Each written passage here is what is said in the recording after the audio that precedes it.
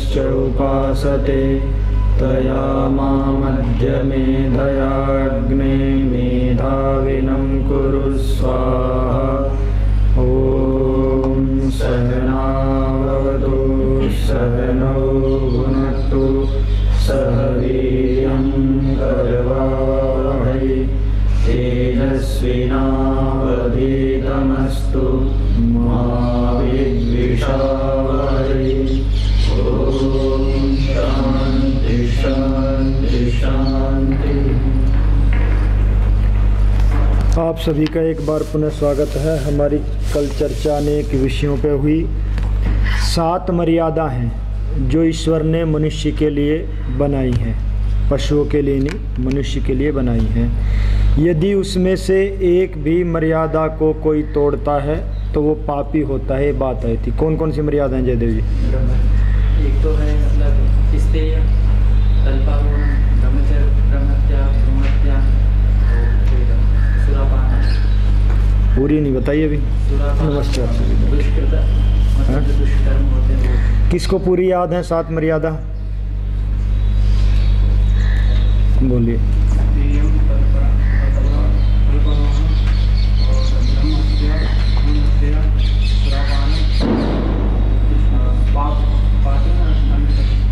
पात के अनृदत्तम, उससे पुनर्सेवा। पात के अनृतोद्यम, इसका क्या अर्थ है इसका?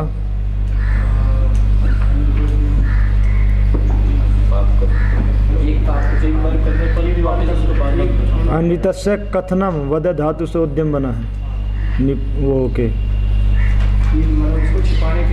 हाँ।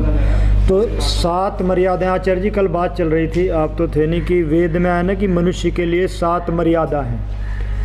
उनमें से यदि व्यक्ति एक को भी छोड़ता है तो पापी हो जाता है। मतलब ईश्वर की दृष्टि में वो दंडनीय है। उसमें ब्रह्मचर्य का पालन भी एक मर्यादा है, चोरी त्याग भी एक मर्यादा है, और उसमें कुछ पाप की निष्कृति नहीं है। मतलब जैसे बहुत से पापों का प्रायश्चित है, ब्रह्म हत्या और भ्रूण हत्या, इनका प्रायश्चित नहीं है। हाँ, यदि व्यक्ति गर्भ में वेद, मतलब जो वेद का विद्वान है, उसको यदि कोई मार देता है, या दूसरा यदि बच्चा गर्भ में है उसको कोई मार देता है, इनकी निष्कृति नहीं है। मतलब इनका प्रायश्चित शास्त्र नहीं मानता, उसको मरना ही पड़ेगा व्यक्ति को। प्रायश्चित से बात नहीं। उसमें ये लिखा हुआ है कि भयंकर एक अग्नि तपाए और उसमें वो कूद जाए, यही उसका और कोई प्रायश्चित, मतलब ना चांद्रायण व्रत उसको कोई काम करेंगे, क्योंकि उसने इतना बड़ा पाप किया है कि वो किसी तप से नहीं जाएगा। तो ये लिखा है, अगर व्यक्ति अपनी चाहता है और उसको समझ में आ गया कि इसका यही फल शास्त्रों में किया, तो वो अग्नि में कूद जाए। धर्मसूत्रों में नहीं, अब उसका जीवन बेकार है। इतना बड़ा उसने पाप किया है, तो उसका ये है कि इससे उसका तो आगे पापों से बचेगा, वो जाएगा, किंतु अब वो समाज में रहने लायक नहीं बचा है। अब करेगा क्या? तो शास्त्र ये कहते हैं। दूसरा आगे दर्शन भी है। शास्त्र दर्शन क्या देता है? अगर ऐसा करोगे तो आपके साथ भी ऐसा ही होगा, ये एक दर्शन भी है। तो धर्मसूत्रों में इसका ये सजा है।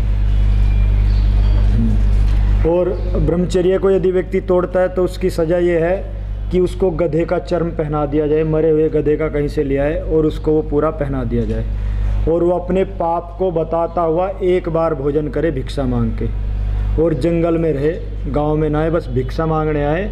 गधे की आकृति उसकी, मतलब वो खा लो और अपने पापों को बताएं, ये बताएं कि मैंने ये पाप किया है, आप ना करें, नहीं तो मेरे जैसी स्थिति होगी। ऐसा खूब गाता हुआ वो डोले। ऐसा 12 साल करना है उसको।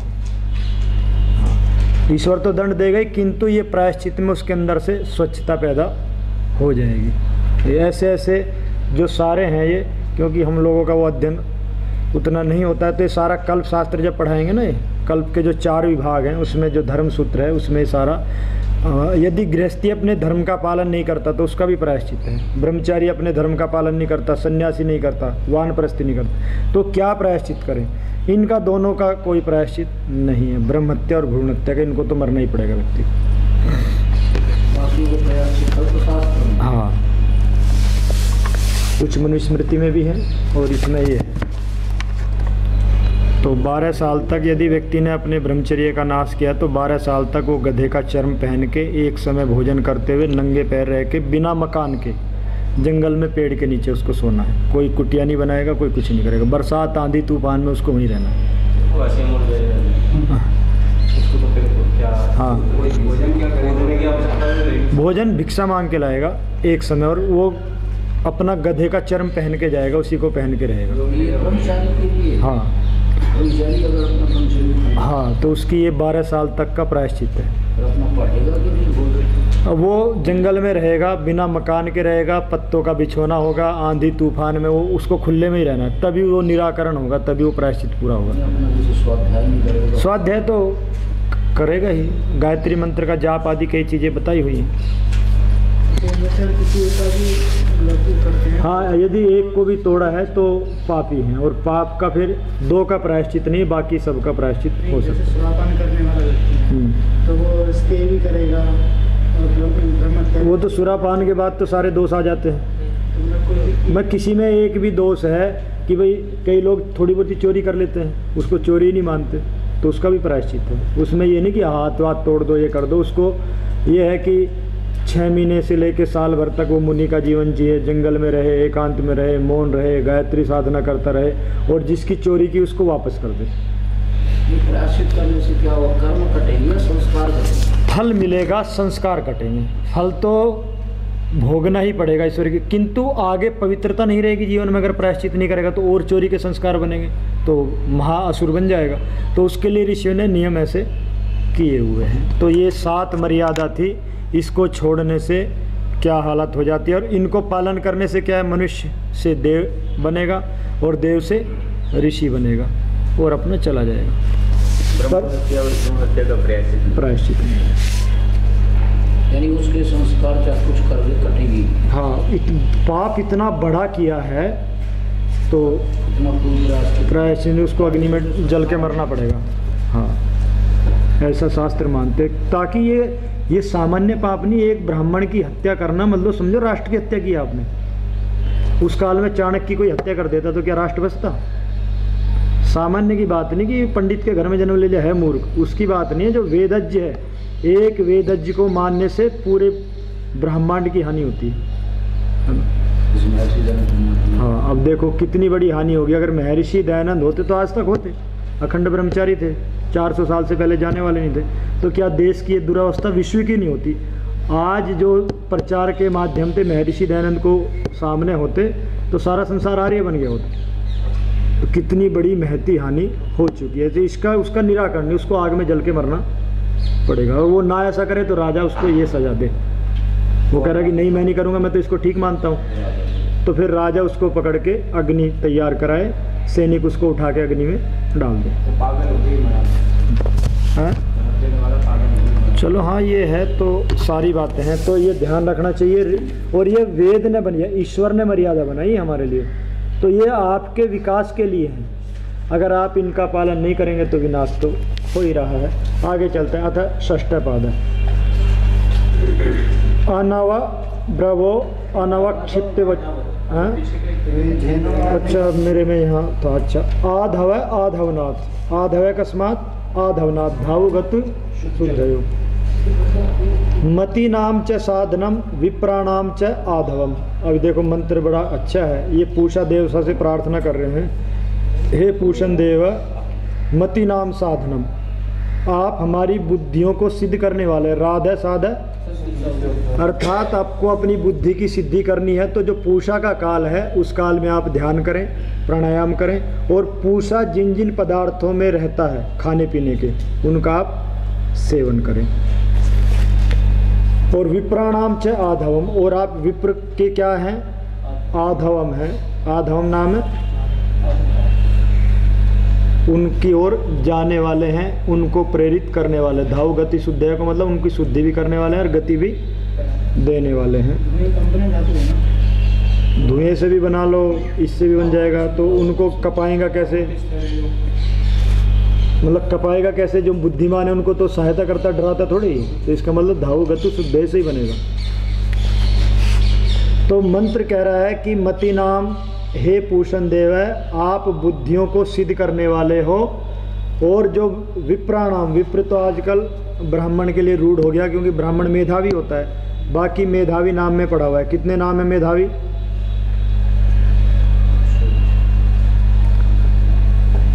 मेधावी अकस्मात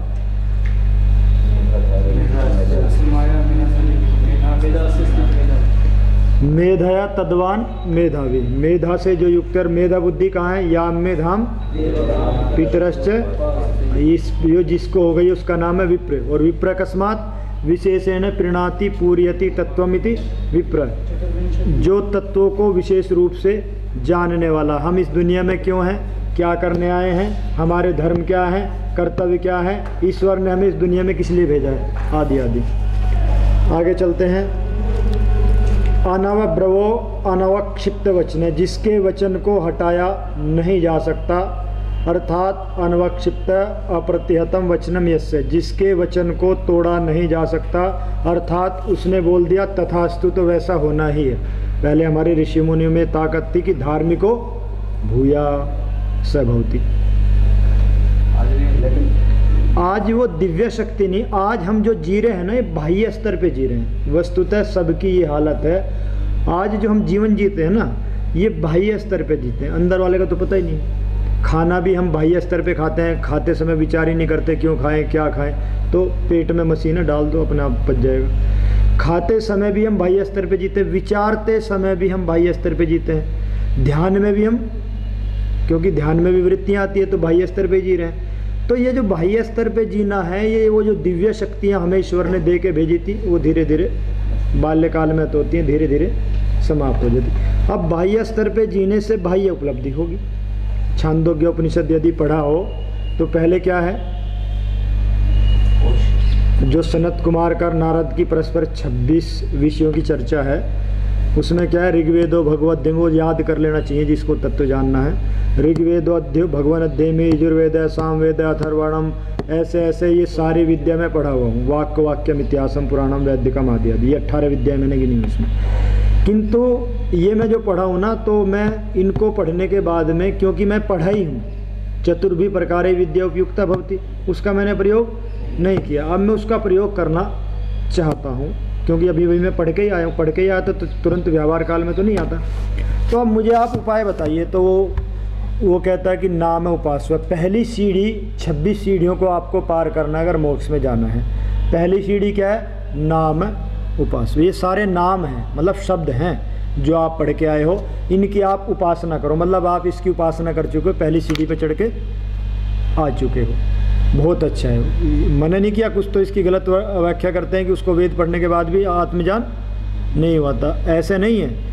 उस विद्या 4 प्रकार से आती। पहले करें नाम उपासना, सबसे पहली सीढ़ी है कि नाम की वेद को पढ़ो, उसकी उपासना करो, बुद्धि का स्तर बनाओ।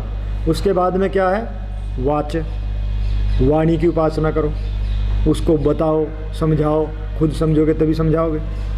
उसके बाद में है क्या है, उसके बाद में मन, उसके बाद में चित्त, चित्त के बाद में ध्यान, उसके बाद में ये विज्ञान। ये सारा क्रम से 26 चीज़ें हैं, पर पहली सीढ़ी नहीं चढ़े तो दूसरी नहीं चढ़ सकते। तो ये हम बाह्य स्तर पे जी रहे हैं, यदि हम अंदर पे जीने लगें तो ये दिव्य शक्तियाँ आने लगती हैं। विजेशकृत इंद्र इव अनवब्रव। अब ये इंद्र क्या है ना, कभी पराजित नहीं होता। इंद्रो अहम न पराजिज्ञ। और जो उसकी संतान है, क्या वो पराजित हो जाएगी? वो कभी ऐसा कहेगा कि मैं इस काम को नहीं कर सकता? हो सकता है। कैसे हो सकता है? आपको बताऊं। इसका मतलब वो इंद्र की संतान नहीं है, फिर सीधी बात है वो आर्य नहीं है। आर्य ईश्वर पुत्र। कमजोरी ये कहना भी तो कमजोरी है, मन को न जानना ये कमजोरी है कि मन की शक्ति को आप नहीं जानते। तो इंद्र हम न पराजिज्ञ, मैं इंद्र हूँ कभी पराजित, इसी मंत्र में भी वो बात है। विजेशकृत इंद्र इव अनवब्रव।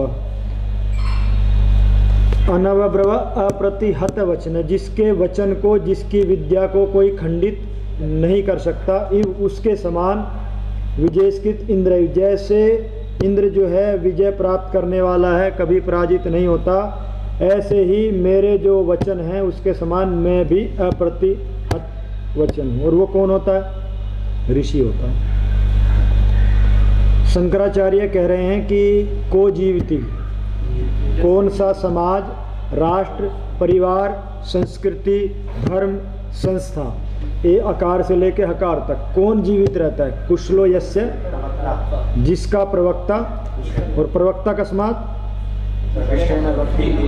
प्रकर्षेण वक्ति, और वच परिभाषण, अच्छी और परिभाषणम नाम परित भाषणम परिभाषणम, और भाषणम कस्मात् भाषरी दीप्तौ। अंत में पहुंच गए। अर्थात जिसके मन में हर प्रकार के ज्ञान की दीप्ति है वो है प्रवक्ता, और उसको कोई पराजित नहीं कर सकता। आओ भाई, आयुर्वेद पे चर्चा करो, वेद पे करो, दर्शनों पे करो, उससे बाहर कोई विषय है ही नहीं। 18 विद्याओं से बाहर कोई विषय है ही नहीं। हम सबके विषय से जे करो, कहाँ चर्चा करोगे? हैं? बुक्की तत्वात् हैं? जब भाषरी दी धातु मिली रही है तो कल्पना तो वहाँ होती है ना। नहीं, धातु तो है पर सीधा भाषा, भाषण धातु मिल रहा है, भाषा भाषाएं मिल रही है, कल्पना वहाँ होगी ना। पिरसोदरादिनी, अभी आपका पिरसोदर नहीं है।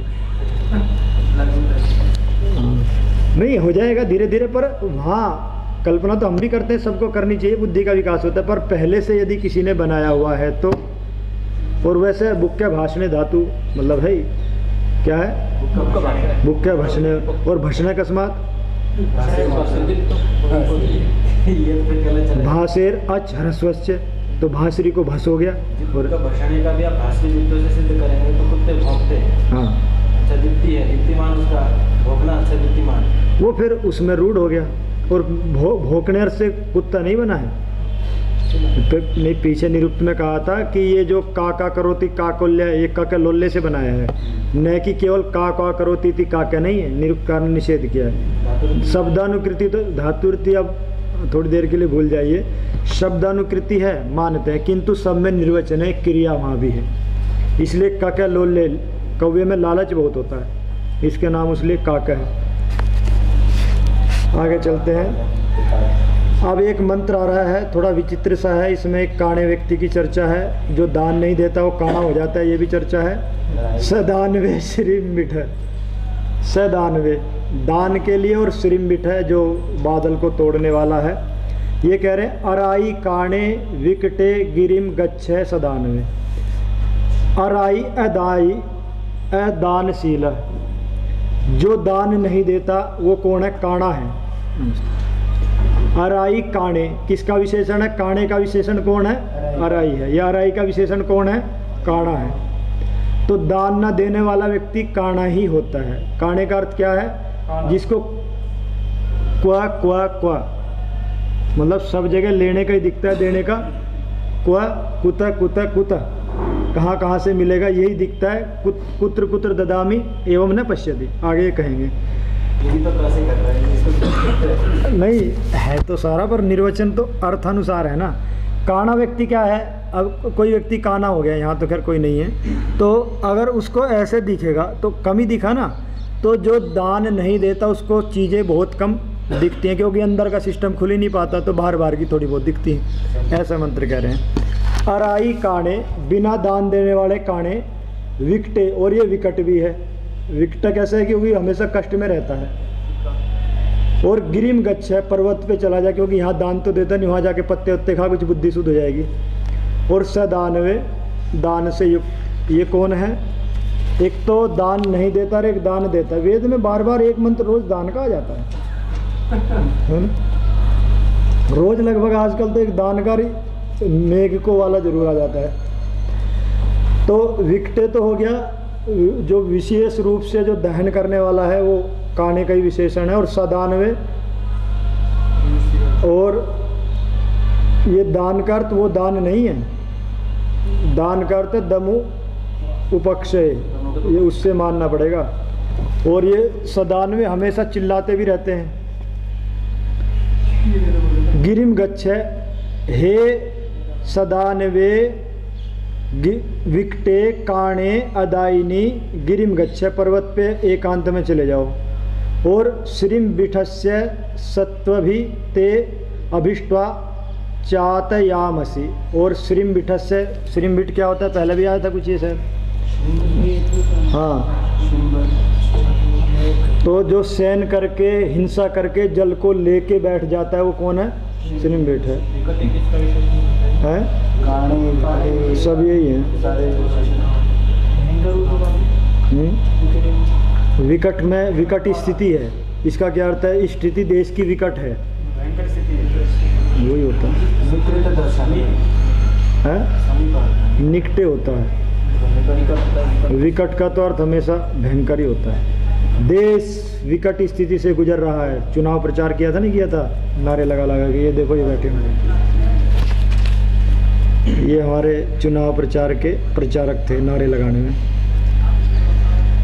तो काणे विकटे हो गया। तो श्रीम विठस्य मेघस्य सत्व भी, सत्व देखो यहाँ शब्द किस रूप में, सत्व वैसे गुणों में किस में है, सत्वम, अस्तिति सत्व और तस्य भाव कर्म हुआ सत्यम, एक तो ये है। तो ये कौन है यहाँ, अस्तिति सत्व कौन है, जल की बात कर रहे हैं। जल सब जगह फैला हुआ है, कोई भी संसार में ऐसा पदार्थ नहीं है जिसमें जल न, पत्थर में भी जल है, रेत के अंदर भी जल है या नहीं है। तो जहाँ रेत समुद्र के किनारे पैर दबाते हैं तो नीचे से गीला क्यों हो जाता है, इसका मतलब रेत में भी होना चाहिए, रेगिस्तान में भी होना चाहिए तो पानी। हाँ बिल्कुल पानी है, रेत को खोदो तो पानी निकलेगा। रेत में भी पानी है, यानी जहाँ चमक है वहाँ पानी है, उसका नाम है आप। ये जो धूल के कण है ना, इनमें भी पानी है, जहाँ जहाँ चमक है वहाँ पानी आप है तत्व है। सबसे ज़्यादा पानी वहाँ जहाँ से रेत में से ही पानी निकलता है, नीचे से बोर करते हैं। और ये देखो उनका ज़्यादा अनुभव, अनुभवी व्यक्ति भी काम आ जाते हैं। नहीं।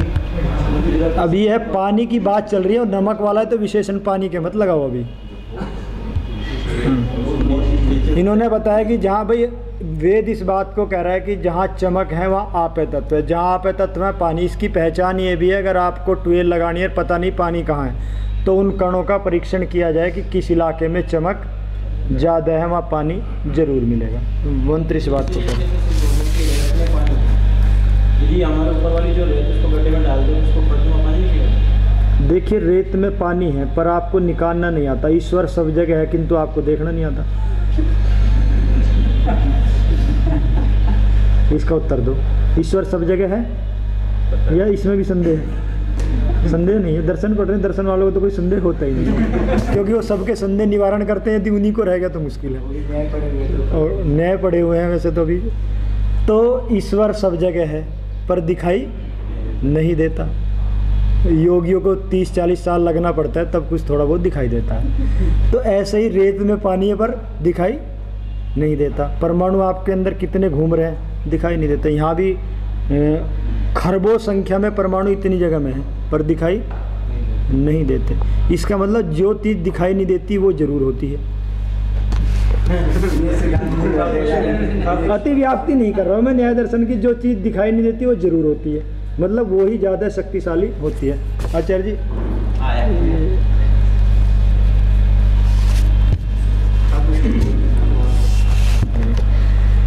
तो ये बात चल रही है कि जो दानशील नहीं है वो विकट में भी विकट भी है और वो काणा भी है। हाँ अब आप अतिव्याप्ति का तो मैंने निषेध कर दिया। खा पुष्प खा भी है, अंतरिक्ष भी है और पुष्प भी है। सामने देखो अंतरिक्ष भी यहाँ दिखाई दे रहा है। तो खा भी है और पुष्प भी है। वाक्य अनर्थक है, वाक्य सार्थक भी है, वाक्य अनर्थक भी है, किंतु जिन शब्दों का प्रयोग हो रहा उनकी सत्ता है पदार्थों की। अब आपने कहा ख पुष्प, बंध्या पुत्र, यही का हो गया, बंध्या भी है और पुत्र भी है, किंतु उसका नहीं है, संबंध गलत है। वाक्यानि, भाष्यकार ने कहा द्विगतानि च वाक्यानि भवन्ति, एक तो वो अलग है। द्विधापि वाक्यानि भवन्ति सार्थकानि अनर्थकानि च। सार्थकानि देवदत्त गाम अभ्याज दंडेन, इसका अर्थ निकलता है क्रिया भी घटती है। किंतु 10 दाढ़ीमानी, सड़पूपा, उर्वारु की कुमारिया, इन वाक्यों का आपस में कोई संबंध, वाक्यों के सबके स्वतंत्र अर्थ हैं, किंतु आपस में जोड़े कि स्पैसीनस से पिता प्रतिसीन है, उसके पिता को जुकाम हो गया, उससे कीड़े का क्या संबंध है, उससे उसका क्या संबंध है। तो वो आपस में संबंध नहीं है। किंतु आप कोई ऐसा शब्द बोले जिसका कोई अर्थ ना हो, जो किसी पदार्थ को ना कहता हो। ईश्वर नहीं है, उसका नहीं होना है। ईश्वर नहीं है, ईश्वर एक शब्द है, वो है नहीं। निषेध अर्थ में भी एक शब्द है, उसका भी एक अर्थ है उसके भी एक सत्ता है। नहीं हो तो बताओ। वाक्य अनर्थक है। आप मुझे कोई ऐसा शब्द बताइए जिसका कोई अर्थ ना हो। स्वतंत्र तीनों के अर्थ हैं, वाक्य निरर्थक है। और ये भी अगर सामान्य ले तो जो नास्तिक कहते हैं ईश्वर नहीं, उनके लिए वो वाक्य भी सार्थक है। तो आप कोई वाक्य ढूंढ लीजिए, वैसे मिलेगा नहीं। नया शब्द बनाना पड़ेगा। नया शब्द बनाएंगे हम, उसका भी निर्वचन करके अर्थ निकाल लेंगे। फिर बताओ और आगे चले। अनर्थ का शब्द है कि साहस मात्र। साहस मात्र में संति सब संगा सहरस्य बहुधा विवन्ना एक शतम अध्वरी साकार सहस वर्तमान वेद नवधा अथर्वणो वेद वाको वाक्यम इतिहासम पुराणम वैदिकम। हाँ, एतावंतम शब्दम अनुनिशम्य संति ही शब्दः अप्रयुक्ता इति वचनम केवलम सहस्मात्रमेव। भाष्यकार की बातें याद होनी चाहिए, हमेशा काम आती है। मैं तो कहता हूँ भाष्यकार एक ऐसा हथियार है जो प्रवचन में काम आता है, जो लेखन में काम आता है, जो शास्त्रार्थ में काम आता है, वेद को समझने में भी काम आता है।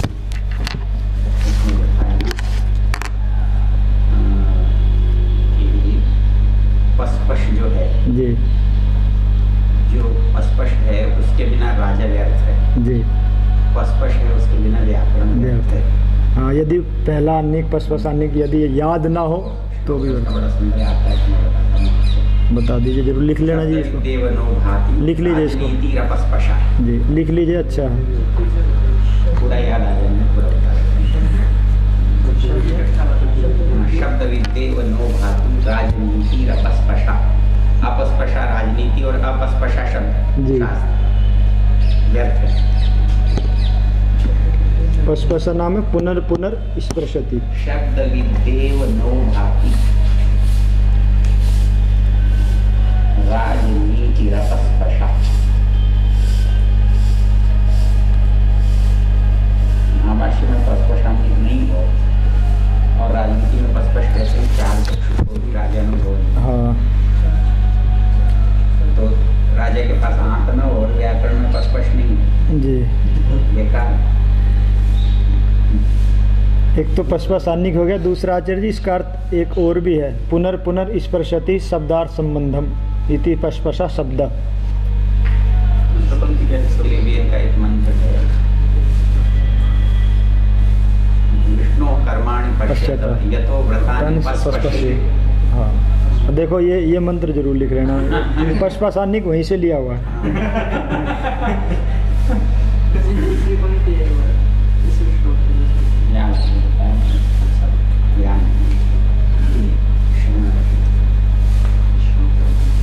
विष्णु कर्माणि पश्यति यतो व्रतानि पश्यति इंद्रस्य यत्ततः। मैं बाधा डालता। नहीं आचार्य जी, आप कुछ दिन से नहीं थे, व्यस्त थे, तो अच्छा लगता है आप आ जाते हैं, पर अभी तो चिकित्सा भी थी ना।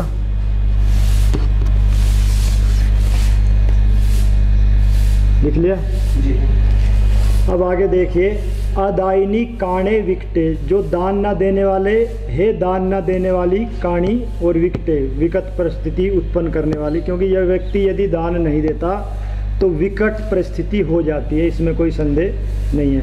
मेघ यदि जल का दान न दे तो कितनी विकट स्थिति हो जाती है, सारा सरकार घबराती है देश विदेश की, अगर वर्षा न हो।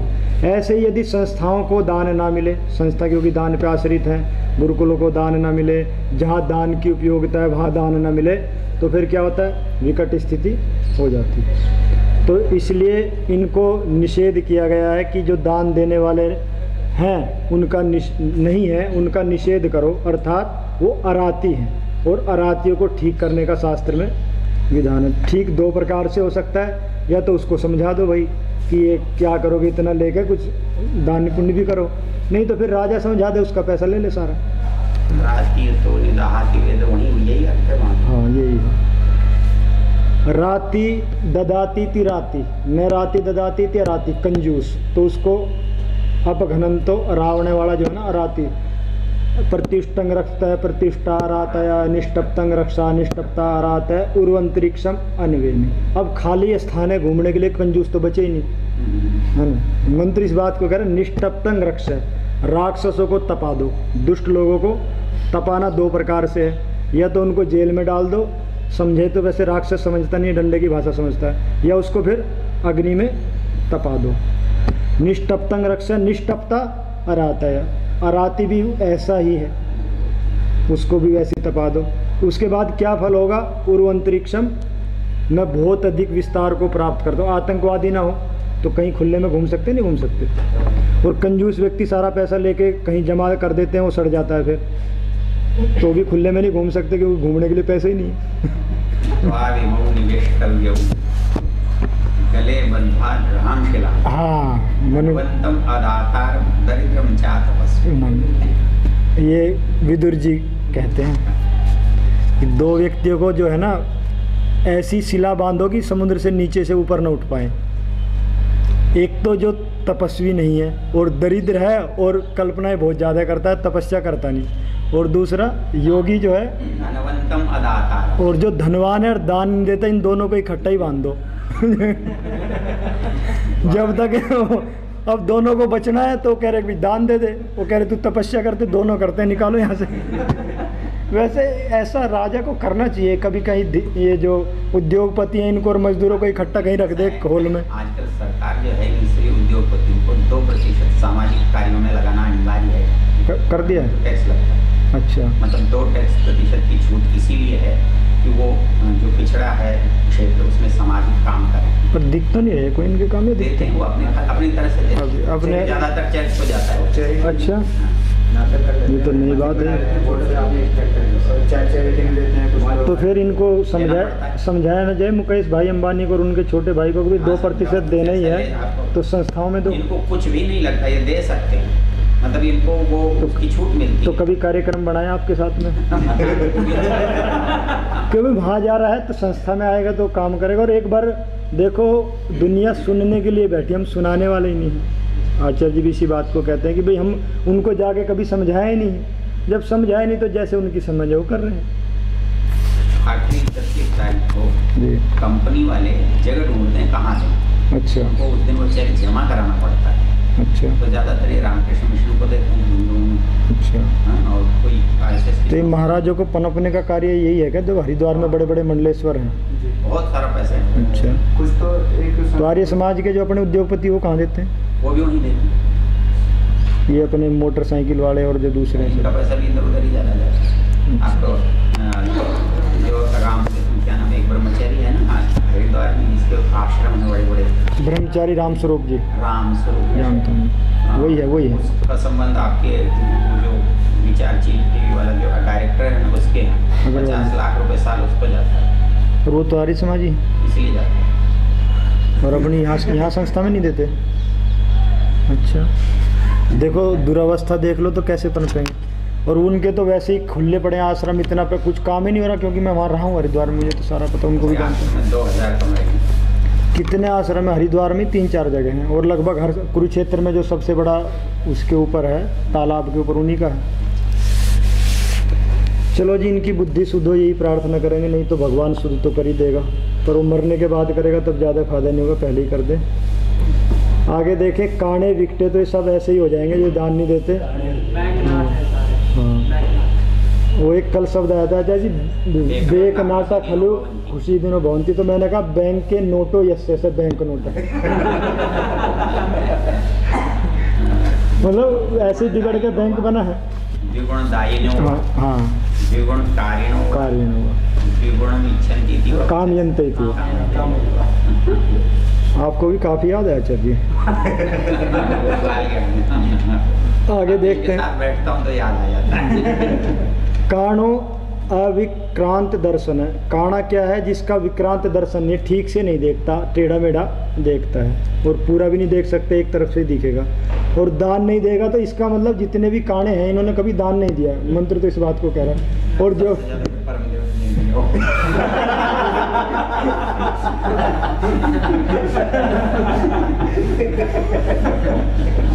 तो और सुनने में लगे हुए हैं।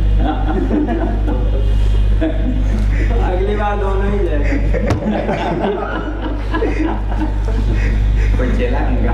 नहीं नहीं, ये मतलब ऐसे व्यक्ति हैं कि जो वहाँ मंच पे जाके अकेले ही धाड़े थे, हम भी थे, मैं भी था, आचार्य जी भी। मतलब इस बार ऐसे कार्यक्रम रहा, अगली बार दोनों ही जाएगा, इस बार एक गया। आगे चलें। काणो अविक्रांत दर्शन है। एक विक्रांत दर्शन होता है अच्छी प्रकार से देखना, किंतु उसको ठीक से नहीं दिखाई देता। इति उपमन्यव, उपमन्यु आचार्य का जो संतान है वो ऐसा मानता है। कण 13वां स्यात् अणुभाव कर्मण, अणुभाव हो गया है, पूरा दिखाई नहीं दे रहा है, कम दिखाई दे रहा है। ये जो कण धातु है इसका नाम अणुभाव में मान लो, अर्थात ये कम अर्थ को कहती है। कण जो है ना छोटे को कहती है, तो पूरा दोनों आंखों से दिखता तो ठीक से दिखता, छोटा दिखता है, ऐसा अर्थ है इसका। इस कर्म वाली है, क्रिया वाली है। कणति शब्द अणुभावे, ये अणुभाव में कण, कणमत्ती थी, कणाद, जो परमाणु के सूक्ष्म रूप को जो जानने वाले थे वो कणाद थे, इसलिए वैशेषिक दर्शन में वही चर्चा है। अणुभावे भाष्यते अनुकणती थी, अर्थात अनुकणती नाम है सदृश रूप से क्या करता है, न्यून करता है, सूक्ष्मतम करता है।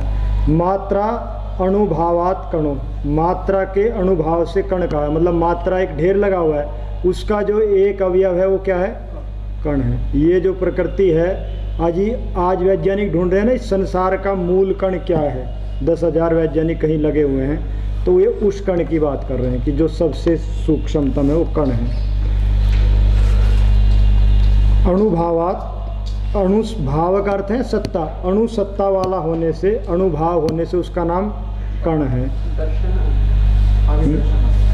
दर्शना अणुभावात कण है, और दर्शन में भी दिखाई भी देता है कि ये बिल्कुल सूक्ष्मतम है, तो एक कण हो गया। इस प्रकृतिकार, इसको पुस्तक है, एक कल्पना कीजिए, ये मोबाइल ले लेते हैं, ये जो मोबाइल है ये कम से कम खरबों कणों को मिलके बना है। यदि हम इसको तोड़ेंगे तो अंत में क्या बचेगा, मूल कण में हम इसको ले आएंगे, उसी को यहाँ कह रहे हैं। विकटो, ये विकट क्यों होता है, विकट परिस्थिति है देश की, ऐसा क्यों कहते हैं। विक्रांत गति इति औपमन्यव, यहाँ विक्रांत गति होती है। विक्रांत का अर्थ यहाँ वो विक्रांत नहीं है, विशेषण क्रांति। विक्रांत का अर्थ है विपरीत क्रांत, हाँ, ये विशिष्ट अर्थ में नहीं है, विपरीत क्रांत विक्रांत, अर्थात यहाँ गति जो है ना विपरीत होती है। धर्म के लोग विपरीत चल रहे हैं, राष्ट्र के विपरीत चल रहे हैं, भोजन के विपरीत चल रहे हैं, समाज के विपरीत चल रहे हैं। तो जहाँ तोड़ फोड़ मतभेद ये सारे हो जाए, वहाँ जानना चाहिए विकट स्थिति हो चुकी है, उसी का नाम है विक्रांत है। जी धातु से भी काम निकाल सकते हैं, कणा भी नहीं करना। हाँ, ये आठ को जिसने बंद कर दिया, ऐसा नहीं, ये भी अर्थ घट तो जाएगा, दर्शन तो आँख में ही घटेगा। तो दर्शन अणुभावात, दर्शन से अणुभाव है, अणुभाव है नाम है, दर्शन की जो शक्ति है उसमें कमी है, तो वो हो जाएगा, उसमें तो कोई समस्या है ही नहीं। और ये तो है ही, अगर इसका वैज्ञानिक अर्थ करेंगे तो वही है कि जो दर्शन में अंतिम तत्व है जिसको देखेंगे उसका नाम कण है, जिसको परमाणु कहा है, उससे भी और सूक्ष्मतम भी है, जिसको देखा जा सकता है। वैसे परमाणु का आज तक किसी ने, क्यों जी राजेश जी, परमाणु तो वैज्ञानिकों ने भी नहीं देखा, परमाणु बम कैसे बना लिया फिर, वो तो अनुमान से तो परमाणु बम नहीं बन सकता, मेमोरी कार्ड अनुमान से बनाया हुआ, अनुमान से बनाया हुआ, मतलब दिखाई नहीं देता वो जो इसका जो मुख्य चीज़ है ना जी, हाँ, जहाँ स्टोर होता है डाटा, हाँ, वो चीज़ नहीं दिखाई देती, ये अनुमान से बना हुआ। तो डाटा रिकॉर्ड होना चाहिए, नहीं होना चाहिए, दोनों बात होनी चाहिए। अनुमान से फिट करते हैं, इसलिए मेमोरी में क्या होता है कि कहीं प्रतिशत कहीं ज़्यादा कहीं कम ऐसा होता है। अच्छा, ये भी एक नई बात आई है, पर ये जम नहीं रही है अभी। हाँ, क्योंकि अगर उनको ये है ही नहीं तो ये 64 GB की क्यों है, ये 10 GB की क्यों है, ये 4 GB की क्यों है, इसका मतलब उन्होंने निश्चय किया गया है, इसका मतलब वो उसको जानते हैं। तो बाइनरी है ना, बाइनरी से ऊपर वाला जाता है, तो ये बात घटनी थोड़ा मुश्किल है। और आगे चलें। कुट 13वां स्याद या कुट दाय से है, क्योंकि इनको कूटना भी पड़ता है। विपरीत से, विपरीत कर दो, विपरीत कर दिया तो क्या हुआ भाई, कुट था, इसको आकार को कर दिया लोप, विपरीत क्या करेंगे, विपरीतस्य, विपरीत का क्या अर्थ है? परे रहते हुए कुछ वो उल्टा हो जाएगा। परे नहीं, पूर्व में है। हाँ,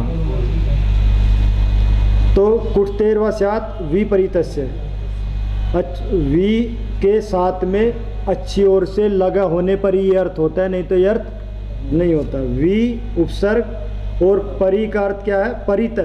जब ये इसके साथ में लगा हुआ है तभी इसका ये अर्थ देगा, दूसरा नहीं देगा। विकुटी तो भवती, विशेष रूप से दहित होता है, जला हुआ होता है। तो आँख अंधा होता है तो आँख जलती तो नहीं, मतलब दर्शन शक्ति तो जली गई। जो पर्दा है जिससे दिखाई देना था, क्योंकि चक्षु इंद्रिय को तो आग भी नहीं जला सकती। ये जो गोलक है ना, ये उसकी जली होती है एक प्रकार से। मुझे विद्यार्थी बना। गिरिम गच्छ है, पर्वत पे चले जाओ। सदा नोनुवे शब्दकारी के, नोनुवे नाम है, नू शब्द है, हमेशा शब्द करने वाले। आप जो ऐसे जो लोग हैं उनको जंगल में भेज दिया जाए, अकल आ जाएगी तपस्या करके। सिरिम बिठस्य सत्व भी, जो मेघ के जल के द्वारा, सिरिम बिठो मेघ है, सीरियते बिठे, बिठे नाम है अंतरिक्ष, अंतरिक्ष में उसको मारा जाता है। श्री हिंसायाम, तो मेघ को कहाँ मारा जाता है? अंतरिक्ष में, इसलिए वो सिरिम बिठा है। और बिठम अंतरिक्षम, बिठम वीरिटेन व्याख्यातम, जैसे वीरिट आया था, वीरिट का क्या अर्थ था? अभी आया था पीछे, वीरिटम अंतरिक्षम भवती, अभी तो आया था। तो क्या अर्थ किया था इसका? अंतरिक्ष तो किया था, वीरिटम का निर्वचन क्या किया था? हाँ, विगत इत, जो सब जगह प्राप्त था, वो वीरिट था, जो सब जगह विशेष रूप से प्राप्त है। तो अंतरिक्ष सब जगह, हाँ। तो वीरिट का अर्थ क्या है? वीरिट अर्थात विशेषेण इरगति कंपन, विशेष रूप से इरित प्राप्त है, सब जगह जो प्राप्त है। अंतरिक्ष कोई ऐसा स्थान नहीं है जहाँ ना हो, इसलिए उसको अंतरिक्ष निर्वचन तो ये होगा। बिठम वीरिटेन व्याख्यातम तस्य सत्वै उदकैति स्यात्,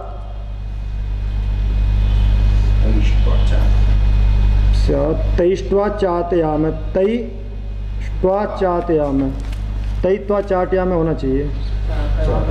हाँ, तई त्वा, तई उनके द्वारा, उनके द्वारा किनके द्वारा? तई अदभि, जलों के द्वारा। त्वा, त्वा नाम है तुझको, तू कौन है?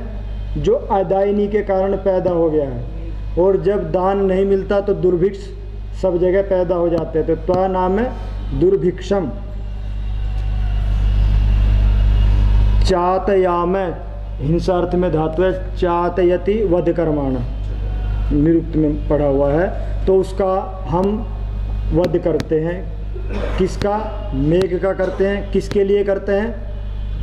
दुर्भिक्ष के नाश के लिए। तो अर्थ क्या हुआ? दुर्भिक्षम नाशयाम, हम मेघ के द्वारा अकाल को रोकते हैं, उसका नाश करते हैं, ये कह रहे हैं। अपि वा श्रीम्बिठो भारद्वाज है, ये श्रीम्बिठ क्या है? भारद्वाज। और भारद्वाज कैसे बना था? भरद्वाज, 4 ऋषियों की उत्पत्ति निरुक्त में आ चुकी है। ये नित्य पदार्थ हैं, कैसे बनते हैं?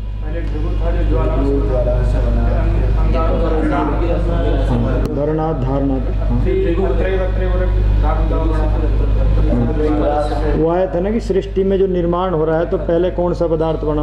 तो पहले भृगु बना, फिर अंगिरा बना, फिर अत्रि बना। ये जो 7 ऋषि है ना, ये नित्य पदार्थ भी हैं, शरीर में भी रहते हैं। सप्त ऋषि प्रतिहते शरीर। हाँ, ये वही 7 ऋषि का निर्माण कैसे हुआ था। तो ये क्या है? श्रीम्बिठो भारद्वाज, भरद्वाज से अपत्यम युवा भारद्वाज। ये मेघ क्या है? भरद्वाज है, भरद्वाज की संतान है। तो बिभर्ति इति भरद्वाज, अर्थात बिभर्ति इति भर, और तम तेन वजति या वाजयति चालयति इति भरद्वाज। जो पालन के द्वारा रक्षा करता है, गति करता है, वो कौन है? भरद्वाज है। ये पालन भी करता है मेघ, अगर ये ना हो तो वर्षा कैसे होगी? इसलिए इसका नाम, वेद में अगर भारद्वाज शब्द आ जाए तो मेघ का पर्यायवाची समझ लेना चाहिए। ये इसमें एक बात हो गई। जी तो जैसे पाश्चात्य लोग हमारे ऋग्वेद के जो मंडल हैं जी उनको ऋषि क्रम से गिनते हैं, जी वंश मानते हैं, जी और हर एक मंडल का एक ऋषि है। जी। तो इसका मतलब आपके ऋषि का उस मंडल में व्याख्यान होना चाहिए। ऐसा सभी जगह तो नहीं कहता, किंतु कुछ ऐसा है, क्योंकि ऋषि क्या है, प्राण है, एक ऋषि है प्राण। वो जो प्राण है उस प्राण के उपविभाग हैं, फिर मतलब उससे जो बना आदि सृष्टि में तो ये शतपथ ब्राह्मण के अनुसार 5 प्राण थे। पहला है ऋषि प्राण, उसके बाद है देव प्राण, तीसरा है पितृ प्राण, चौथा है गंधर्व प्राण, 5वां है असुर प्राण। जो आसुरी शक्ति हैं ये उस प्राण का प्रारूप है। देवी शक्ति है जो इस प्राण का प्रारूप है। जो पितृ शक्ति है, व्यक्ति इन चीज़ों को अपने जीवन में घटा के 5 प्राण का प्रयोग हम रोज करते हैं।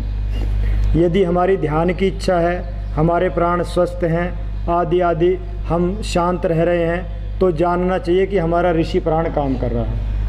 यदि हमारी देवताओं की इच्छा, देवता बल के काम भी हैं, ध्यान के काम भी हैं, शत्रु को नाश करने के काम भी हैं, अर्थात ये ध्यान में भी होता है और व्यवहार में भी होता है। यदि हमारी देवताओं वाली इच्छा है तो देवता प्राण काम कर रहा है। तीसरा पितृ प्राण। पितृ प्राण का अर्थ है कि जो गारहस्थ कर्म हैं, यदि उनकी इच्छा है तो जानना चाहिए कि हमारा पितृ प्राण काम कर रहा है। और यदि नाचने गाने की इच्छा है और उछल कूद मचाने की इच्छा है, गाने की, संगीत की, तो जानना चाहिए गंधर्व प्राण काम कर रहा है।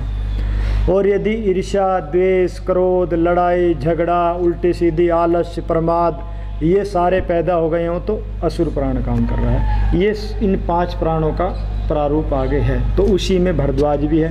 ये ऋषि हैं, मतलब ये 7 ऋषि प्राण हैं, 7 देवता प्राण हैं, 7 पितृ प्राण हैं, 7 गंधर्व प्राण हैं, और साथ साथ 49 मरुत जो है ना, वो यही है।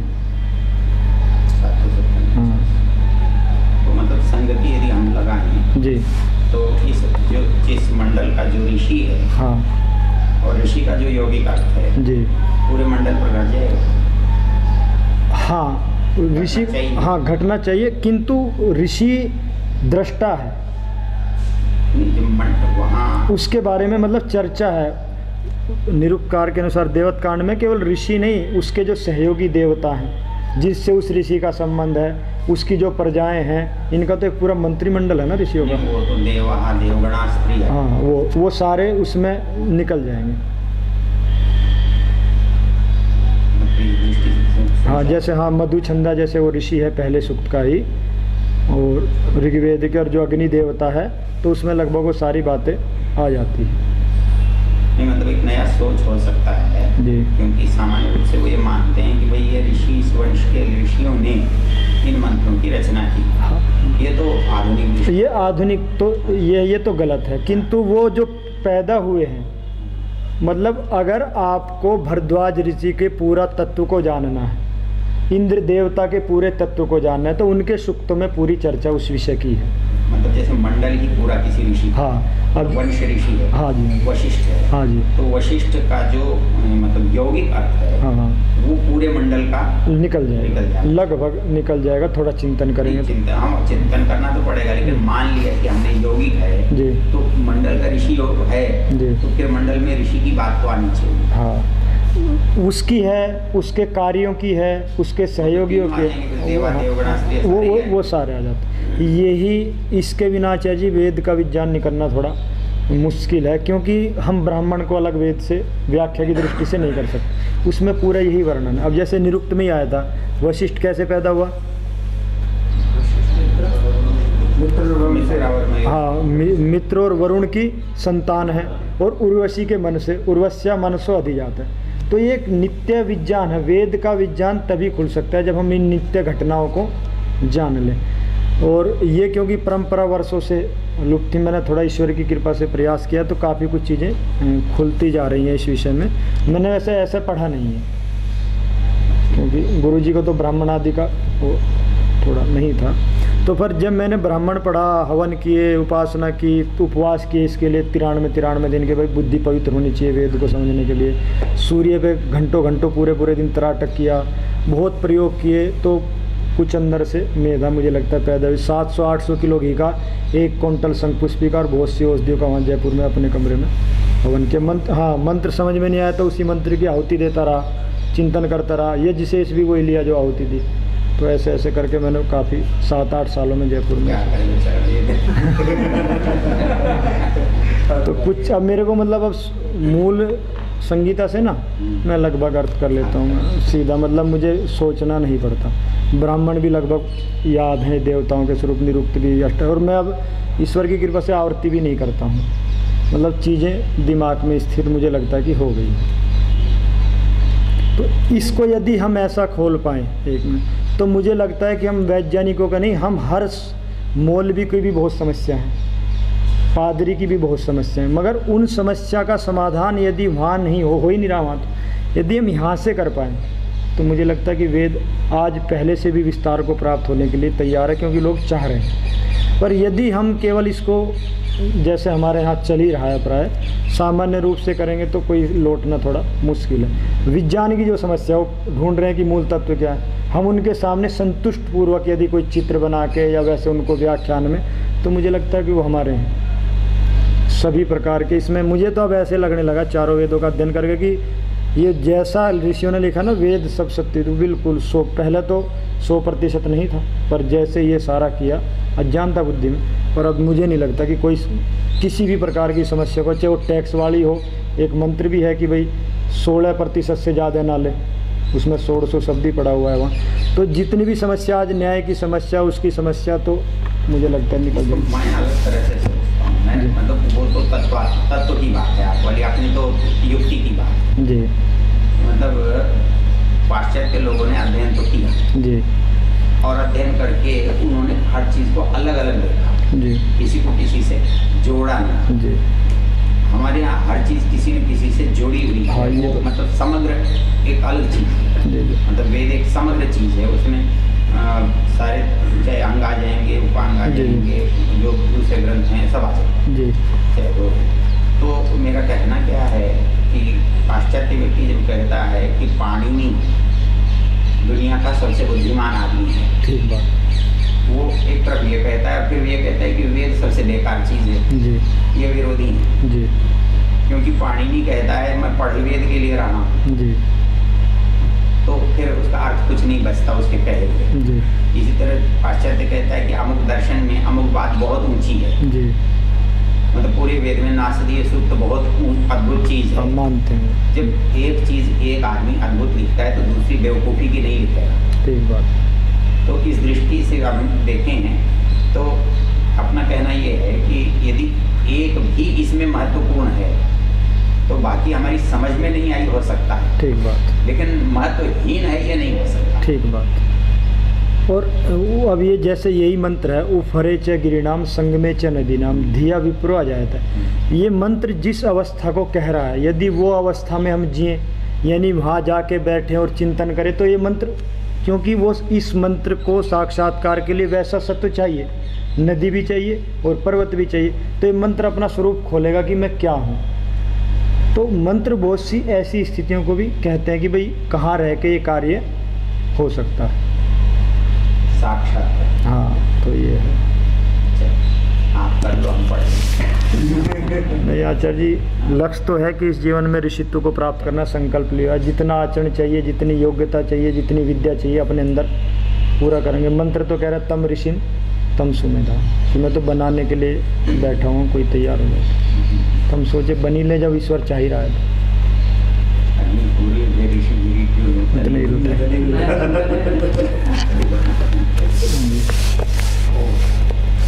आगे चलते हैं। आप ही वाह क्या करें? हाँ बोलो। जो दानदाता बनना हो गया, दानदाता है जी। कभी देव काम प्रबल या उद्भुत होता है।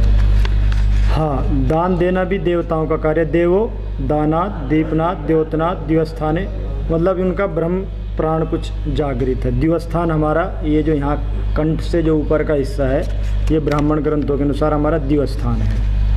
गंधर्व बनना हो तो गंधर्व प्राण भी प्रबल करना पड़ेगा। नहीं, वो अब ये गंधर्व जो प्राण है ये आपके ब्रह्मचारियों के लिए नहीं है। हाँ, ये नाचने जो वो भी एक भी गांधर्व वेद भी है, जो गाना है, विद्या है, साम गान तो आप गाओगे, पर उस गंधर्व में मतलब भरतनाट्यम में मत चले जाना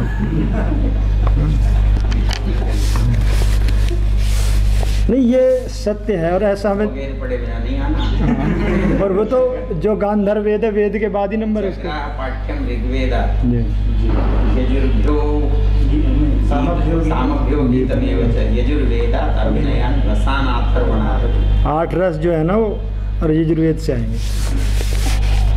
अभिनय आएगा अथर्वण आता है, और जो अभिनय करना आएगा ना आपको वो यजुर्वेद पढ़ के आएंगे। मतलब पाठ्यम ऋग्वेद जी संवाद जो है, डायलॉग जिसे कहते हैं, संवाद जो है वो ऋग्वेद है। और सामभ्यो गीतमेव च, सामवेद से गीत।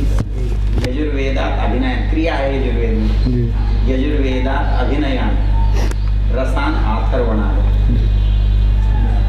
तो ये भरतनाट्य शास्त्र इसलिए नाट्य शास्त्र को पंचमो वेद का, पंचमो वेद, मतलब आयुर्वेद वाले उसको पंचमो वेद मानते हैं। 5 में जैसे 7वां आश्री के बाद 8वां सब हो जाते हैं। हाँ इसमें 8वां हो जाता है। इसमें ये क्या है कि यहाँ तक तो निष्कारण धर्म है, 4 वेदों तक पढ़ना। तो उसके बाद फिर आप क्या वृत्ति अपनाना चाहते हैं? आपकी संगीत में रुचि है तो गांधर्व वेद में आइए, आपकी हथियारों में रुचि है तो आप धनुर्वेद में आइए, सेना वेना में रुचि, आपकी रुचि स्वस्थ जीवन में है, दुनिया को स्वस्थ करना चाहते हैं तो आप आयुर्वेद में आइए, आपकी व्यापार में रुचि है तो अर्थवेद में आइए, धन कैसे कमाना है। तो आगे फिर मैं ऐसे समझ रहा हूँ आचार्य जी, ऐसे ही है क्या? उसका क्या करोगे? चरका चाहिए हैं? जो चरक गाली दे रखी है, दुष्टता है, चरका चाहिए। किसने दिया है? यजुर्वेद में, यजुर्वेद में चरक को गाली दी? गद्य में है ना। अच्छा वो किसको किसके लिए याद करते हैं, किसको पुष्चनी पता। अच्छा वो उनकी तो बात ज़्यादा माननीय नहीं, क्योंकि वो ऋषि की तो है नहीं। चरक को तो गाली देंगे तो स्वस्थ कैसे रहेंगे? इसका मतलब वो चरक से बीमार हो गए होंगे, कुछ तो होगा चक्कर। हमारे ये है कि वैद्य के घर का भोजन नहीं किया जाता, वो पतित है।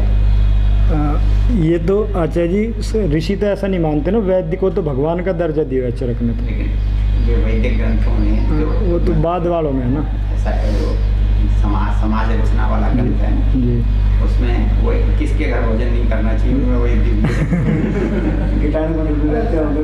ये कर रहे हैं वैद्य के घर का भोजन। अब आप उस भोजन से आप उस भोजन से पीछा तो नहीं छुड़ाना चाह रहे? चल लग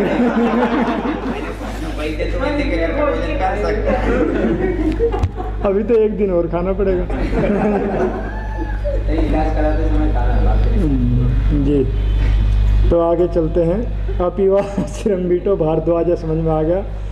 काल कर्णोपेतो अलक्ष्मी, काल कर्णोपेतो अलक्ष्मी। लक्ष्मी क्या होती है? जो सुंदरता नहीं है वो क्यों कौन है? अलक्ष्मी। और काल क्या है? काल है, काल है क्या इसमें? हाँ, काल है कर्ण उपेत है। काल क्या है? कर्ण में लगा हुआ है। संख्या जो है ना कान से चिपकी हुई है। संख्या कान से कैसे चिपकी हुई है? इसका अर्थ करें अलक्ष्मी निर्नाशयान चकार है। तो जो लक्ष्मी नहीं थी, उसको सुंदरता नहीं थी, उसको नाश कर दिया। तस्य सत्वई, उसके जल के द्वारा कर्म भी इति स्यात्। यह सत्वई का अर्थ इसकी जो निर्वचन किया है जी, वो कहता है काल कर्ण दुर्भिक्ष को कहते हैं जी कालम सुकालम कृंतति जी इति काल कर्ण। जी। और उस भारद्वाज राजा ने काल कर्ण दुर्भिक्ष से पीड़ित होने पर इस सूक्त का जप किया। वो तो मैं जानना नहीं चाहता, कथा है ना, क्योंकि फिर गड़बड़ हो जाएगा, इतिहास हो जाएगा। वैसे वो कथा है एक, है ना, पर कथा में ना जाएं तो ठीक है, पौराणिक कथा है। तो काल तो है समय, और इसका पूरा निर्वचन ही है जो आचार्य जी कह रहे हैं कि काल के कर्ण से जो उपेत है, अर्थात जो दुर्भिक्ष जिसको प्राप्त हो गया है उसको अलक्ष्मी आई जाती है। क्यों जी? खाना पीना ना मिले तो कितने दिन में अलक्ष्मी आ जाएगी? हड्डी हड्डी दिखेंगी। इसके लिए एक वेद मंत्र याद करो। जी। अन्नम साम्राज्यानां अधिपति स मावत् तस्मिन् ब्रह्मण्यस्मिन् क्षत्रियस्याम् आशिष्यस्याम् पुरोधायाम् अस्मिन् कर्मण्यस्याम् देवभूत्यां स्वाहा। स्वाहा। तो ये अन्न के सारे गुण थे बता दिए, और आयुर्वेद भी अन्न को ऐसा ही मानता है। और अन्न क्या है? अन्न वही प्राण है, जिससे प्राण जीवित रहता है। ये मिठाइयाँ इनसे प्राण जीवित नहीं रहता, ये अन्न में नहीं मानना चाहिए। आचार्य जी ये विशेष अन्न है, नहीं घर का बना हो तो ठीक है, बाजार का तो अन्न वही प्राण है ना। अद्यते यत् तदन्नम एक है, और अन्न वही प्राण है जिससे प्राण जीवित रहता है, जिससे प्राण ऊर्जा लेता है। तो चाय वाय में इनमें तो कोई ऊर्जा होती नहीं है। भूखा हो तो मिठाई मिला खाए तभी तो प्राण आ जाता है, प्राण ऐसा है ना, प्राण आता नहीं है ना, प्राण आसुरी प्राण आता है। प्राण तो आ ही रहा। हाँ, तो वो अब क्या करेगा? असुर आ गया तो अब यहाँ कोई राक्षस आ जाए तो क्या करेगा? वो प्राण जरूर है, क्योंकि आसुरी भी प्राण है। ध्यान देने की बात है, असुर भी एक प्राण है, वो आएगा जरूर, क्योंकि आप आहुति उसको दे रहे हैं। पर वो करेगा क्या? भोजन का जो उद्देश्य है मेधा और बल की प्राप्ति, वो नहीं होगी। कोई बात नहीं, आप मिठाई खाओ, आपको यही कहना है। तो ये क्या है? अलक्ष्मीम निर्नाश्यान चकार है। इसने दुर्भिक्ष रूपी जो अलक्ष्मी थी, लक्ष्मी कस्मात जिसके पास आती है, क्या क्या लक्षण दिखाई देते हैं उसमें पीछे? हाँ हाँ हाँ, लांछन भी लग जाता है जिस पे लक्ष्मी आती है, मतलब उसकी विशेष पहचान बन जाती है। अच्छा अच्छा। तो लक्ष्मी लक्षणात्, हाँ हाँ, तो लस्तेरवा कांति कर्मण। हाँ, तो ये बताइए कि लक्ष्मी की पहचान लक्षणात् है, क्या लक्षण होंगे जिसके पास लक्ष्मी होंगी? उसका रहन सहन, उठना हैं? क्या करेगा? चूहे की तरह ज़्यादा कूदेगा जैसे। अच्छा, हाँ, ये असली पहचान होता है चूहे की। हाँ, वो थे ना कि दो मित्र सन्यासी थे। हाँ, तो ये पहचान मुख्य हो गई है ना।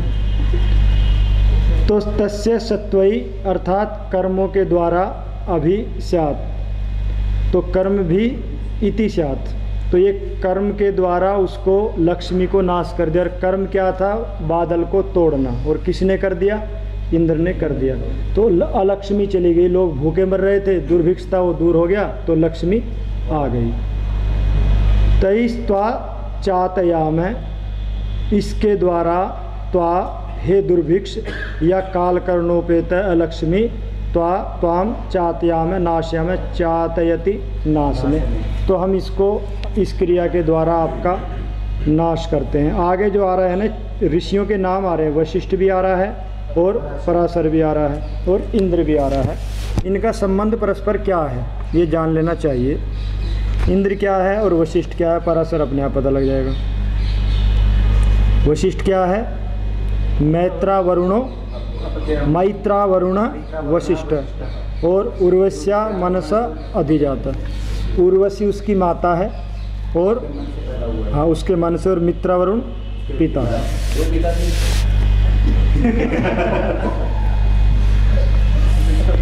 ये नित्य घटना है। नित्य घटना में तो पिता का अर्थ क्या अभी तक नहीं समझे? पिता कस्मात, चलो फादर बता दो आप, फादर कस्मात। पिता का अर्थ क्या किया था? पिता यत्र दुहितुर गर्भम अधात, पीछे आया था। पिता का अर्थ क्या किया था वहाँ? पातावा, पालितावा, जनितावा, पालन करने वाला, रक्षा करने वाला, उत्पन्न करने वाला। तो कितने भी पिता हो सकते हैं? तीन तो उसके गुण हैं कि ये भी हो सकता है, ये भी हो सकता है, ये हो सकता है। जो पालन और रक्षा करने वाले हैं दो हैं, मित्र और वरुण। और ये कौन है मित्र वरुण? अगर वेद की वैज्ञानिक भाषा में बताएं तो मित्रा वरुण क्या है? जो आप तत्व है उसका संयोग जो है मित्रा वरुण है। यानी जल को अगर हम मूल परमाणु में इसको तोड़ते तोड़ते ले जाएंगे तो दो परमाणु मिलेंगे, एक का नाम है मित्र, दूसरे का नाम वरुण। ये है उर्वशी, जिसने इसको बनाया है, जिसके मन से पैदा हुआ। मूल पदार्थ कितने अर्थ किए थे बताओ? उस दिन भी बताया था। उर्वशी कस्मात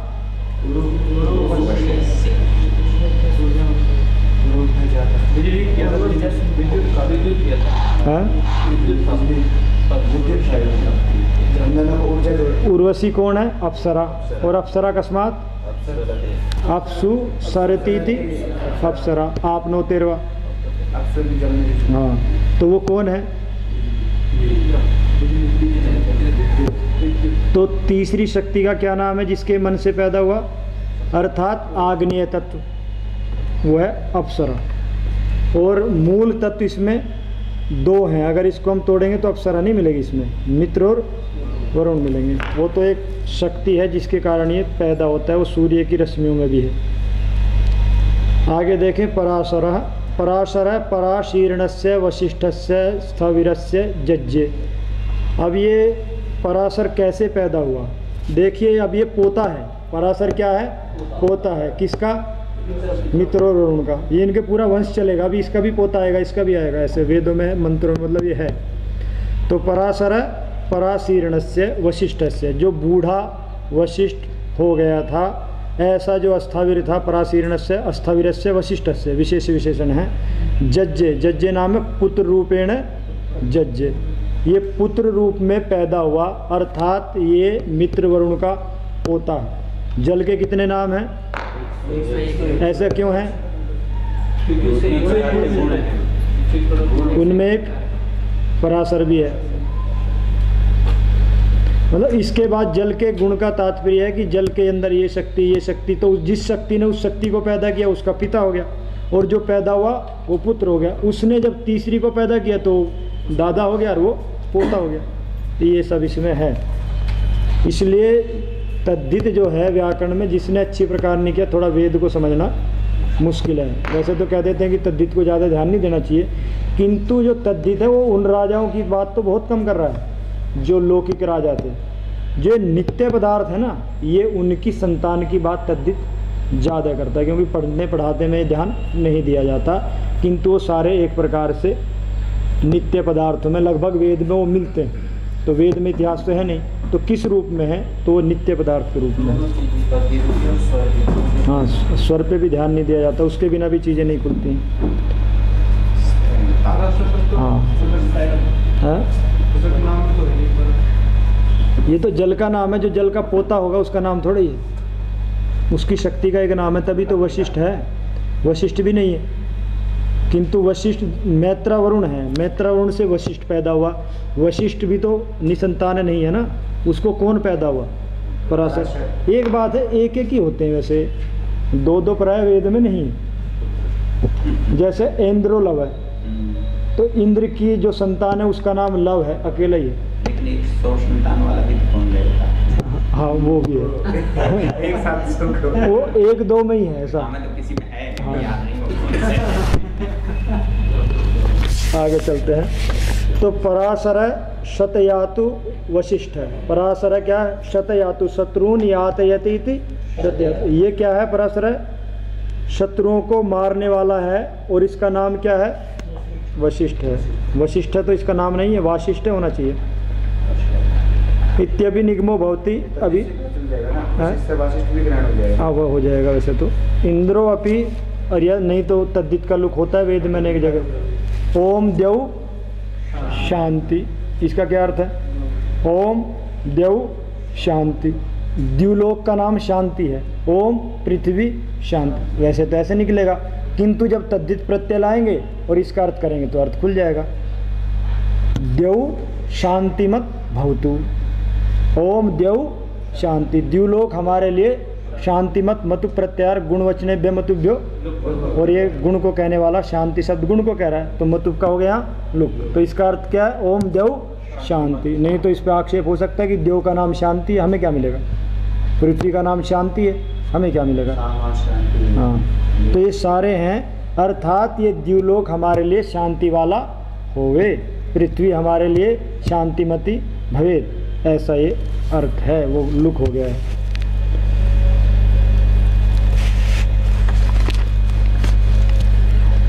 इंद्रोपि पराशर उच्यते, इंद्र को भी क्या कहा है? पराशर, अर्थात इंद्र भी वशिष्ठ की संतान है।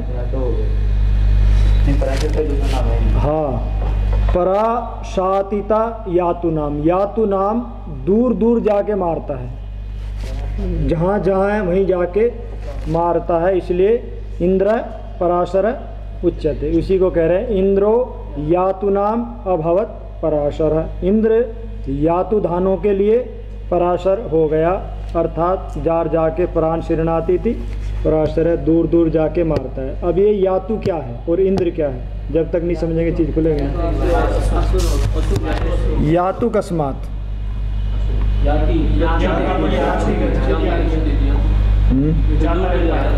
याति सर्वत्र इति यातु, जो सर्वत्र जाता है उसका नाम है यातु। दूसरा या प्रापणे, जो सर्वत्र प्राप्त है। वेद की भाषा में यातु धानम, यातु ये आधा शब्द है, धानम वहाँ लगा हुआ है, तो उसका नाम है विषाणु। और विषाणु कस्मात विषेण अणिति प्राणिति विषाणु, जो जहर से ही विष से ही प्रजीवित है।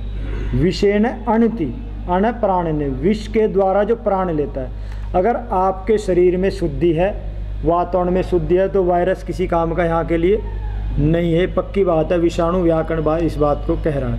ये हमेशा गंदगी में फैलते, हमेशा जितने भी अभी तक वायरस फैले वो मांसाहारियों से फैले और वहीं फैलते हैं सबसे। विषाणु पर बड़ी सुंदर पंक्ति बता दीजिए जरूर। किसी ने किसी से पूछा, कोस्मिन नगरे महान कथयता, जी इस नगर में कौन बड़ा है? लिख लीजिए, लिख लीजिए। इतना मत, कोस्मिन नगरे महान कथयत तालद्रुमाणां गणः को दाता रजको ददाति वसनं प्रातर्गृहीत्वा रचिषि को दक्ष वरवित्रदार हरणे सर्वोऽपि दक्षो जन त्वं कथं जीवसि सखे विषक्रिमी न्यायेन जीवाम्यहम्। विषक्रिमी, हाँ, पूरी हमारा विषाणु वाला अर्थ खुल गया।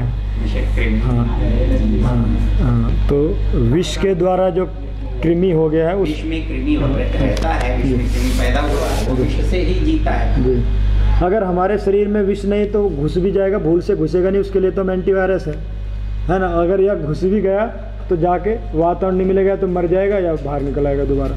कहाँ का जी? कहाँ का तो नहीं क्या पता। नीति का, नीति शपथ में ये नीति के पंक्ति नगरे महान कथयतस्तालद्रुमाणां लिख लो फिर। को दाता रजको ददाति वसनं प्रातर्गृहीत्वानिषि को दक्ष परवित्रदार हरणे सर्वोऽपि दक्षो जन कथं जीवसि सखे विषक्रिमी न्यायेन जीवाम्यहम्। तो विषक्रिमी न्याय का समझ में आ गया, वो विष से ही जीवित रहते हैं जितने भी कीटाणु। आप इसलिए अपने शरीर को शुद्ध रखो, आपका इबूला निबूला कुछ नहीं बिगाड़ेगा जो भी चल रहा है।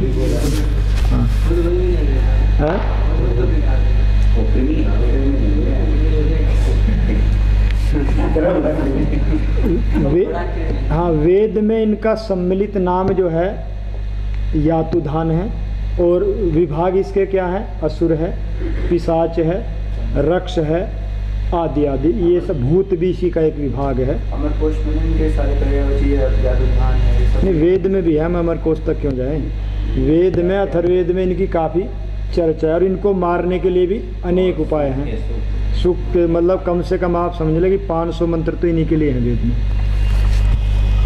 और ये हैं क्योंकि आसुरी शक्ति ये साथ में ही पैदा हुई, ये रहेगी, पर आपको सावधान रहना है, इससे आपको पनपने नहीं देना। दृष्ट्वा रूपे व्याकरो सत्यानृते अश्रद्धामनृते अर्थात् श्रद्धाम सत्ये। ये देखो मंत्र इस बात को खुद कह रहा है कि यदि आप श्रद्धा रखेंगे तो सत्य मिलेगा, श्रद्धा नहीं रखेंगे तो ये वायरस मिलेंगे। यही बात है। दुनिया दोनों तरह की ही रहेंगी क्योंकि ऐसा पहले से ही है, क्योंकि प्रकृति से बने, प्रकृति में तो बदल नहीं सकता। आपको सावधान रहना। वेद के पास में रहोगे तो सुरक्षित रहोगे, वेद से दूर जाते तो वायरस चारों तरफ घूम रहे हैं, इस बात का ध्यान रखना। वेद की छाया में हम सुरक्षित हैं, वेद से दूर जाते ही नेबुला से भी, बेबुला क्या है उससे भी ज़्यादा खतरनाक है। हाँ, ये बोला है। ये उनको ये बताओ वो जो है जनपदोत्पन्न। जी हाँ। वैसे आयुर्वेद में एक अध्याय भी है विमान स्थान में, विमान में ही है शायद, हाँ विमान में जनपदों विध्वंस अध्याय भी है कि उसमें पूरे के पूरे अभी 10 लोगों को जला के लाए तो 20 तैयार मिले, तो सोचे कब तक जलाएं, इकट्ठा जला लेंगे, फिर कोई जलाने वाला नहीं मिला क्योंकि सारे जनपद का ही विध्वंस हो गया। उसका मूल कहाँ है? क्या दाना जी हाँ, उसका तो वो है उसी में है, ये भी विमान में ही। सबसे पहले रोग कहाँ से, वायरस आए कहाँ से, ये तो सुप्त पड़े हुए थे, ये जगह कैसे? तो उसमें ये है कि सबसे पहले सतयुग के अंत में क्या हुआ कि कुछ जो श्रेष्ठी लोग हैं ना, उन्होंने थोड़ा ज़्यादा खा लिया, उसके कारण शिथिलताई, आलस, प्रमाद, लोभ, क्रोध, ईर्ष्या, द्वेष ये पैदा, और उसके बाद सतयुग के अंत में रोग पहली बार देखा कि रोग होता क्या। वैसे कितने सुखी होंगे जब रोग ही नहीं होगा। प्रादुर्भूता यदा रोगा, प्रादुर्भूता यदा रोगा, विघ्नभूता मनीषिणाम, नहीं उल्टा हो गया सर जी। विघ्नभूता यदा रोगा प्रादुर्भूता शरीरिणाम तपोपवास अध्ययन ब्रह्मचर्य वर्तायुषाम देशु अनुकृत्य प्रतिगम्य महर्षय समेता पुण्य कर्माणु पार्श्वे हिमवते शुभे। हाँ। जैसे जो कृषि विभाग पर कार्य करने वाले जो लोग थे, उन्होंने ऐसी औषधि बनाई हुई है फसलों में, जैसे गेहूँ होता है, गेहूँ के अंदर एक खरपतवार होती है जिसे मल्लूसी बोलते हैं, हाँ आम भाषा। तो ऐसे ही वो औषधि है खरपतवार नाशक, उसको डालो, गेहूँ जो का दूर रहेगा उसका कुछ नहीं दिखेगा, तो खरपतवार सारी जल जाती है। और वो प्रकृति में कितनी हानि करेगी साथ में वो भी बता दीजिए। वो ठीक है, लेकिन जैसे अभी समस्या जूझ रहे हैं, वो कह रहे हैं कि भाई जो हमारे राक्षस है आंसू सकती है, क्या ऐसी कोई औषधि बनाई जा सकती है कि उसका छिड़काव हो या उसके वायरस फैला दिए? ये तो आधुनिक वाले तो नहीं बना सकते, आप बना सकते, उपाय मैं बता दूंगा, है उसमें अथर्ववेद के अंदर सूक्त है। फिर आप बताओगे? नहीं मैं तो अभी नहीं बना सकता, ये 100% संभव है। नहीं 100% संभव है। उन्हीं सूक्तों में इनको मारने के उपाय भी बताए हुए हैं। उसमें यज्ञ धूम के साथ, यज्ञ धूम नहीं केवल ये जो हम करते हैं ये नहीं, औषधि विशेष का वहाँ वर्णन है। वो यातु धान को नाश करने वाली 15-20 औषधियों का वहाँ वर्णन है। उनसे यज्ञ करेंगे तो ये मरेंगे, नहीं तो नहीं, और हमारा कुछ नहीं बिगड़ेगा, मतलब हमारे लिए वो औषधि हानिकारक नहीं। ये तो केवल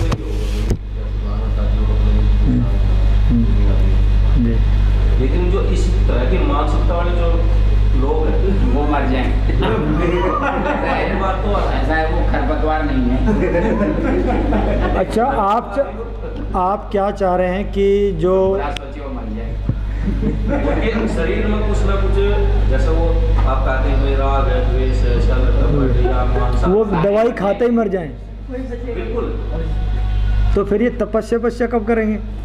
ये उनको मारने में तो कितनी बड़ी तपस्या है। नहीं उनको मारना है, उनको भी मारना है जिनके मन में कभी कभी आ जाते हैं, जिस पर जितना प्रभाव आए। अच्छा, वो तो फिर किसी की टांग टूटेगी, कोई पूरा मरेगा। ये तो फिर तो जीवन चलाना मुश्किल हो जाएगा, क्योंकि कभी ना कभी तो बचेंगे कितने फिर? ये न्याय तो थोड़ा खतरनाक है।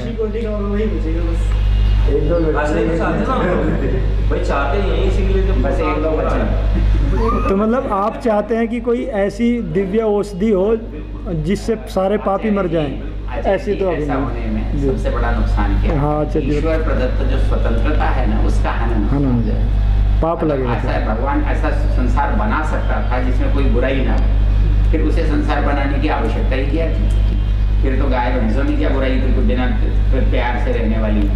जिसको हम प्रयत्न तो इसी चीज के लिए कर रहे हैं ना कि भाई आसुर शक्तियों का विनाश हो जाए। तो मुझे लगता है कि आप जरूर करोगे इस कार्य को। मतलब एक व्यक्ति ने, एक अनपढ़ से व्यक्ति ने एक बार बोल कि भाई क्या ऐसा नहीं हो सकता, जैसे जो रसायन बनाए जाते हैं खरपतवार को सबको नष्ट कर देते हैं। इस समस्या हम जूझ रहे हैं, भाई आतंकवादी मर जाए, जो दुष्ट लोग हैं सारे विनाश हो जाए, तो क्या ऐसी औषधि नहीं कोई बना सकता कि भाई जो इस तरह की मानसिकता वाले जो लोग हैं? ऐसा है, इससे नुकसान है। मतलब आप गेहूं के मुकाबले में खरपतवार को गलत समझ रहे हो। आपके हिसाब से तो बथुआ भी खरपतवार है। हाँ ये बात अच्छी है, ठीक है। विश्व में एक भी वस्तु भगवान ने ऐसी नहीं बनाई है जो निरर्थक और निर्गुण हो। उसका इसके लिए पंडित जी एक श्लोक याद करो, अमंत्रम अक्षरम नास्ति नास्त्यन मूलम औषधम पुरुषो नास्ति योजिका तत्र दुर्लभ। पंडित हो ना, इससे कोई झगड़ा नहीं। तो ऐसा है, ये मतलब पुरुषार्थ की न करने की भावना है कि ऐसा हो जाए, हम दवा दे दें और मर जाए। फिर आपका जो इतनी पहलवानी का शरीर कब काम आएगा? अच्छा, ऐसा हो सकता है? मेरे से मत बोलो अभी। ऐसा है कि आपको एक चीज छोड़ दे रसायन की, तो पूरा देश संपत्ति तो ज्यों की त्यों रह जाए और सब मर जाए, तो करोगे क्या उसका? स्वीकार करोगे उसका? अब ये दुधारू तलवार होगी, हमारी तरफ भी आ गया हो तब क्या करेंगे? लगा कि अब कुछ मिला ही नहीं, मारने को सब मर गए, तो जो बचे इनको भी करो। ऐसा हो सकता है ना? ऐसे शस्त्रों का तो महाभारत की चर्चा है, लेकिन ऐसे शस्त्रों को चलाना अपराध है। बन सकता है, इसमें कोई संदेह नहीं है, पर प्रयोग ना करें, क्योंकि पुरुषार्थ फिर वेद में जो असुरों को मारने की बात है वो ऐसे थोड़े लड़के मारे, विद्या से मारे, बुद्धि से मारे, तब तो हमारी महत्ता है। आचार्य जी, कोई भी असुर मूल रूप से असुर नहीं है। ठीक बात। मतलब उसके देवत्व की संभावना सदा है, उसको क्यों नष्ट कर सकते हो आप? नहीं, अब ये जैसे जो इराक में चल रहा है, इनमें तो मुझे नहीं लगता कोई देवत्व की संभावना है। वो तो ये है, हाँ। वो तो ये है कि अस्तित्व के झगड़े में वो चला गया है, लेकिन ऐसा नहीं है कि उनकी संभावना नहीं है। संभावना तो केवल इसलिए नहीं है कि उनका वर्चस्व ज़्यादा है। जी। यदि वो वर्चस्व कम हो जाए तो वही सीधे हो सकते हैं। अब क्योंकि इसका झगड़ा तो विचार से जुड़ा हुआ है ना। झगड़ा आचार्य जी विचार से बिल्कुल है, किंतु विचार वालों को विचार नहीं लेते तो क्या करें? लेते नहीं हो तो ऐसा है, देखो गुरु ने, दुनिया में सबसे समझदार गुरु जो है मोहम्मद है जी। उसने एक सबसे बड़ी बात अपने शिष्यों को सिखाई है कि किसी की सुनना नहीं क्योंकि सुन लोगे तो सब बर्बाद हो जाओगे। तो इसलिए वो सुनते हैं, और वो सुनते नहीं, उसका ये परिणाम। तो कैसे सुनाए फिर? वो तो प्रारंभ से करना पड़ेगा, मतलब उनके बच्चों से शुरू करना पड़ेगा। नमस्ते आओ महाराज। आइए।